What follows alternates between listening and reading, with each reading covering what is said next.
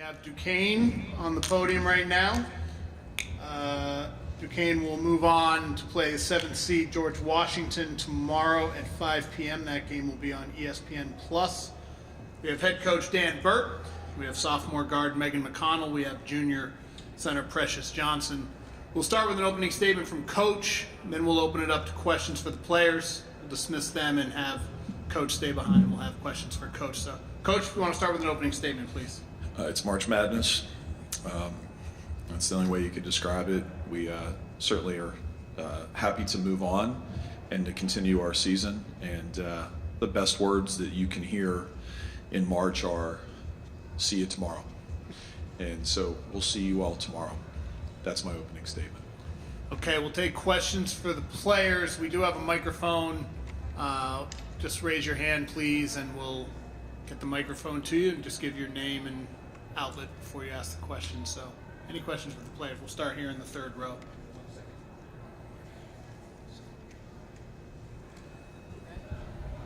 Hi, guys. Whoa. Hi. Did you hear me? I'm Debbie. I'm the TV analyst. I really want to ask you both. That was a game. That was a tale of two halves right there. So we talk about the first half. You guys came out, were great, 7 threes. Was it something they did, or was it you, or was it somehow a combination of both? Because that tide turned. How'd you feel about it playing it? Let's start with Megan, and then we'll go to Precious. I hate to say this, but I think we got complacent. In the locker room, we really didn't try to change anything because everything was going for us. And then when we came out super flat, and there was no energy. And they were playing hard. Loyola's a good team. They're going to fight back, and that's exactly what they did. So I'm just glad we could come away with the win. Yeah, I agree with Meg. I think we got a little too comfortable because we had that lead. And it's March Madness. We can't get comfortable because everyone wants to win. So we just got to give it all we got next game. So in the first round, right?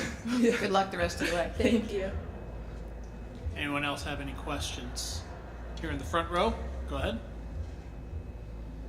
To both of you, could you describe that, Zach Weiss, Atlantic10.com, could you describe the last possession of the game, just the trying to keep everything in front of you and making sure that the result goes your way? Let's start with Precious. And then we'll go Yeah, I think there was a lot of adrenaline kicking in right there. It's stressful, but in order to win, we needed to keep our calm, and I think we did a good job in doing that. Even towards the end of the matchups, we weren't playing defense on the people we were assigned, so just being confident in that, trusting each other on the court, and I think that's what allowed us to be successful. Yeah, just like PJ said, after we missed that layup, we all just sprinted back, and I think PJ was on my girl, and I ended up on 15, and so we just had to lock down one more possession, and we did. Any more questions for either of the student athletes? Yep, here in the second row, right? Yep. Natalie Heverin from The Next. What lessons can you take from today into tomorrow's matchup with GW? Let's go with Megan first. I mean, everyone's here for one thing, so we just have to come ready to play. We can't be complacent, and we have to play hard for 40 minutes. Yeah, as we did today, not get too comfortable, give 100% from the first minute, and just play the full 40 minutes like we know we can. Okay, any more questions for the student athletes? Okay, you two are excused. We'll keep Coach here. Thank you. Thank you. As Coach said, we'll see you tomorrow. Yeah. Best 3 words in March Madness.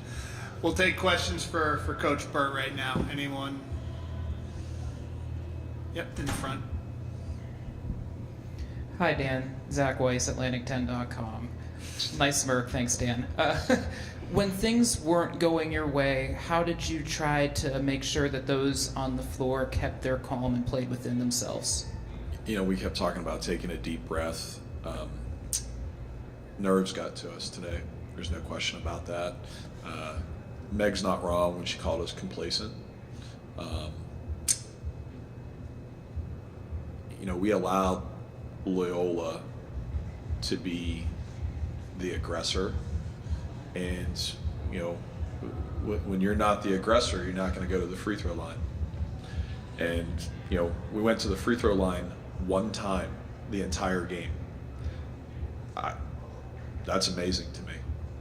And so, we kept talking about being aggressive, but the kids weren't responding the way we wanted them to. So you're trying to simplify things for them, but yet still maintain being aggressive.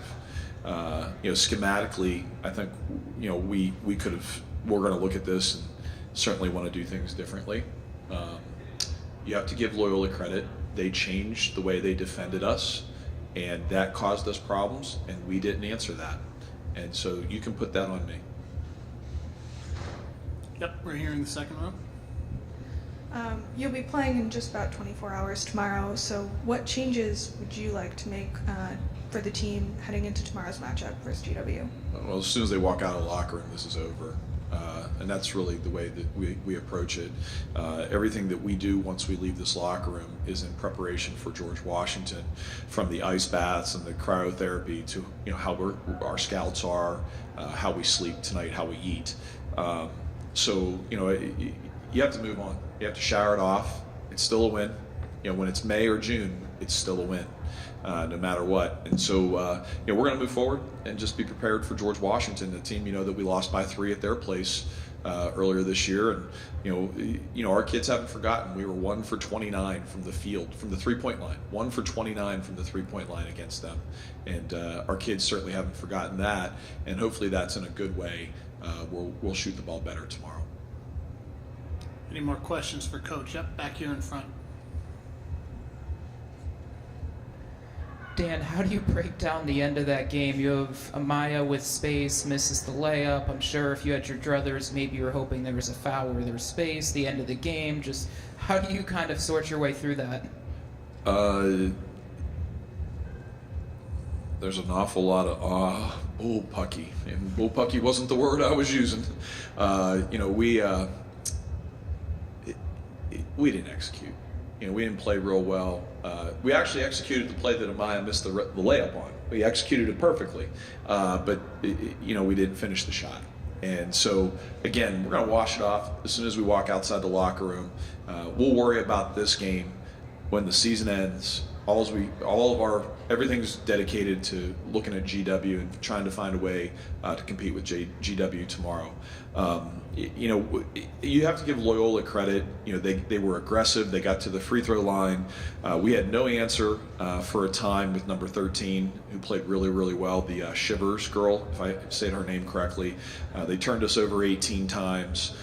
They were the aggressor, and we narrowly escaped. Any more questions for Coach? Yep. What are your keys to tomorrow's game? What do you have to do to win that game? GW has an incredible post player that is the best offensive rebounder in our league, and trying to limit them to one shot is going to be important. We certainly cannot go 1 for 29 from the 3-point line again. On the offensive end, we need to be able to score the ball in the paint, which we did with some ability tonight. But I am concerned because we've been very physical in the last 2 games in our post-ups in the lane, and we went to the free throw line twice against St. Joe's in the regular season final, and today we only went once. And so I'm going to look at that to see where things aren't happening for us. Because we're short on shots, we're not getting to the free throw line, and I'm not sure what those reasonings are. But we have to assert ourselves in the post more so to have success tomorrow. Because when we assert ourselves into the post, it's going to open up the 3-point line even more. But if I went 1 for 29, I don't know if GW is even going to guard us at the 3-point line tomorrow. I hope they don't. I have a feeling that Caroline's a really good basketball coach, and it's amazing the turnaround that she's had there, and I expect them to guard us at the 3-point line also. But we've got to keep. I don't know how to say her name. I think it's Tao. How you say it? Taiwa. Heck of a basketball player. Great athlete. Got to keep her off the offensive glass. Good team. We'll take one more question if there is one. Otherwise, Coach, we will see you tomorrow. appreciate all of you supporting women's basketball. Thank you. Thank you. Thank you.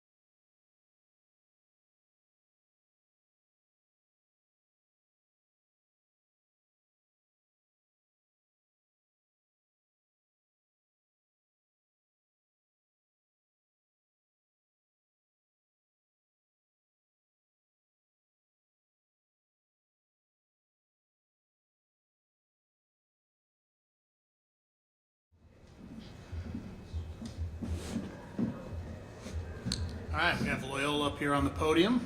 We have head coach Allison Guth, junior guard Maya Chandler, and junior forward Satori Tannen. We'll start with an opening statement from Coach, then we'll open it up to questions for the student athletes. Once we're done with them, we'll dismiss them back to the locker room. Coach will stay, we'll have questions for Coach. But Coach, if you want to start with an opening statement, please. I want to congratulate Duquesne on a great game. We just saw those guys a couple days ago, it felt like, before we matched up again. And it was a battle out there, as you guys could see, and really the tale of two halves. I want to thank the A-10 for the opportunity. This is our first opportunity getting to compete in this tournament, and everything's been run just in a superb way with the class act. I want to congratulate Debbie on her retirement. I guess we got in here and she said, I'm getting out of here to go play some golf. So we're happy for you, and we're grateful for the opportunity. I do want to focus my attention to not just the women to the right of me, but the women we represent. In our locker room, I was incredibly proud of our fight in the second half. We struggled to defend in our scout in the first half. Duquesne had 7 threes at half, and that was a major focus of what we were trying to take away. They ended the game with 7 threes, and I think that's a testament to the women sitting next to me and in the locker room who knew we had to defend and rebound. And then when we talk about Satori Tannen and Maya Chandler, the offensive ignition for what we needed in the third and fourth quarter, couldn't be more proud, and this coach needed another timeout in her pocket, and for that I have an apology to my team, and they've already heard it. All right, we'll take questions for Maya or Satori. Once again, we have a microphone. We'll just bring it to you. Yep, right here in the second row. Go ahead. Hey, ladies. Andrew Buckles, A10 Talk. Good to see you all in a different city. Maya, I just was curious. You come out of into the second half. You hit a 3-pointer and 2 jump shots. Like, just kind of take us through your mindset. Like, what does that feel like to hit 3 straight shots? I mean, it almost looked like the game slowed down for you. Yeah, I mean, well, it's loud. Okay. going into halftime, like she said, we didn't execute our scout. That was partially on me, and you just have to flip a switch, kind of decide if you're going to go out that way, or if you're going to give it what you have. And being surrounded by my teammates and everyone on the floor is a gamer. Everybody wants to compete. Like, I wouldn't be doing it justice if I didn't come out of halftime with a new mindset, ready to play for them. Stay here in the second row. Natalie Heverin with the next. What was the conversation and as you were getting shots up as well? I'll start with Maya and then we'll go to Satori. It was short and sweet. We weren't doing the game plan. That was pretty much it. Like you said, we gave them 7 threes and we were helping off strong side, and that wasn't what we were supposed to be doing. It showed when you play with the game plan. When you execute, it will change the game. So that was pretty much it. And Satori? Yeah, it was pretty short and sweet, and we also came together as a team right before the start of the half. Just kind of had we got to switch our mindset. We got to commit to the scout here, and it showed in the third quarter and the fourth. But yeah, just switching that aggressiveness and energy that we didn't want to carry that into the second half. So. And Natalie, I know you didn't ask me the question, but we had, as a group, had decided we have struggled in the third quarter as a unit, and we decided that we were going to get shots up no matter what and shoot ourselves out of this a little bit because we've struggled in the third. So we did exactly what we were going to run in the second half. We got those offensive shots up, and I think that paid off huge dividends in the third. Any more questions for the student athletes? Here in the front row. Hi, ladies. Zach Weiss, Atlantic10.com. I just wanted to know, I know the game just ended, but just how do you feel about how proud you are about how you all grew this season and what you all learned about yourselves as a unit? Let's start with Satori, and then we'll go to Maya. Yeah, it's been a long journey this season. I'm just proud of how my teammates, we all carry ourselves throughout, we've had some hard losses, some close games, especially like this game, but I wouldn't want to be out there with anyone else. And, we're all gamers, like Maya said. And you can see that at practice as well. It's not just we come to the game, we play hard, but every single day everyone brings it, we go hard, and that's just what Coach expects from us. And, having a leader like that is what pulls it out of everyone. And so just after that game, you can see the hustle that we have, and it feels good to be out there with that kind of team. So.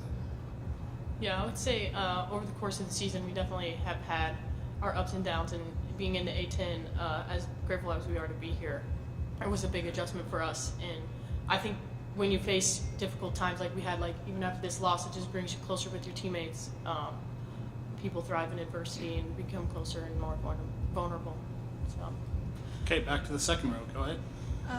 Following up on that, what were some of the growing pains or highlights from your first A10 season? Let's go Maya first. Well, I think our record is a little growing pain, but we had, it was just a lot of adjustments, adjustments after adjustments after adjustments, getting to know a new team every year, a whole new coaching staff, a whole new conference. The traveling was much more than we were doing last year. We really did have to adjust a lot. I think that was just our whole season was constantly making adjustments, and I think we'll get the hang of it in the future. Yeah. And Satori? Yeah, just those little background things with traveling, everything's just different. So when you get to the game, obviously it's game mindset and everything, but coming to the A10, everything's new, everything's changing. But through that journey and just growing as a team, it feels good to be out there with everyone. So. Okay, any more questions for the players? Okay, you two are excused. Get back to the locker room. Thank you for taking the time. We will take questions for Coach Guth at this time. Start here in the second row. Hey, Coach. Hey, Andrew. Tough one. We talked to the players about their adjustments from coming from the Valley to the A10, but you have adjustments of your own coming from the Ivy League to the A10. So I don't know if you can just kind of walk us through a little bit of those adjustments that you had to make, a whole new staff, not a new city because you're familiar with Chicago, but your adjustments. Yeah. Andrew, I think coming into this, having spent some of my time on the East Coast and in another league, we would schedule a lot of our non-con with the A10.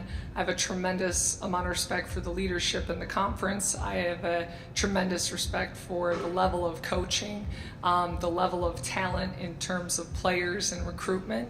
I just think it's a special league that celebrates women's basketball, and that we again believe that this opportunity, we really think we have the resources necessary to build this into being really not just competitive in this league, but trying to take this thing to a national scale. And I know we were able to do that at Yale with some of the pieces that we brought in. I think championship culture derives around three things. I think it's all based on relationships and how you handle relationships.